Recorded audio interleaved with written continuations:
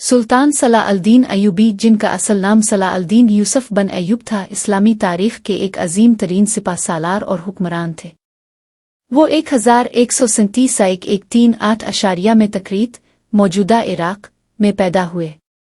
उनका ताल्लुक एक कुर्द ख़ानदान से था और उनके वालिद नजम अल-दीन अय्यूब एक मुअज़्ज़ज़ फ़ौजी कमांडर थे।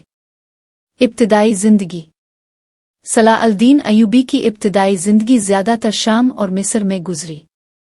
उनके चचा असद अल-दीन शेर को, जो एक मशहूर जनरल थे, की निगरानी में तरबियत पाई। सलाह अल-दीन ने अपने फ़ौजी करियर का आगाज़ अपने चचा के साथ जंगों में हिस्सा लेकर किया और अपनी ज़हानत और फ़ौजी हिकमत अमली की वजह से जल्द ही मशहूर हो गए। फ़ातमी खिलाफत का ख़ात्मा।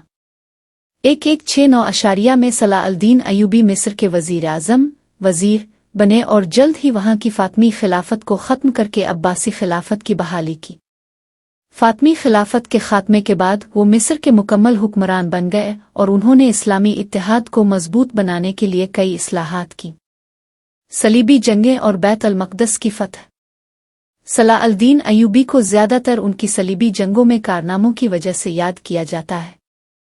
वो 1187 अशारिया में हुतैन की जंग में सलीबियों को शिकस्त देकर मशहूर हुए, जिसके बाद उन्होंने बैत अल-मक़दस यरूशलेम पर कब्ज़ा कर लिया। बैत अल-मक़दस की फ़तह के बाद सलाह अल-दीन ने गैर मुस्लिमों के साथ बहुत रवादारी का मुज़ाहरा किया, जिसकी वजह से उन्हें न सिर्फ मुसलमानों बल्कि ईसाइयों में भी इज़्ज़त की निगाह से देखा जाता था। ज़िंदगी के आखिरी अय्याम। सलाह अल-दीन अय्यूबी की हुक्मरानी का दौर इस्लामी तारीख़ में इंसाफ, रवादारी और फ़ौजी हिकमत अमली के लिहाज से एक सुनहरी दौर के तौर पर जाना जाता है। उन्होंने अपनी ज़िंदगी के आखिरी अय्याम दमिश्क, मौजूदा शाम में गुजारे, जहां 4 मार्च 1193 अशारिया को उनका इंतकाल हुआ।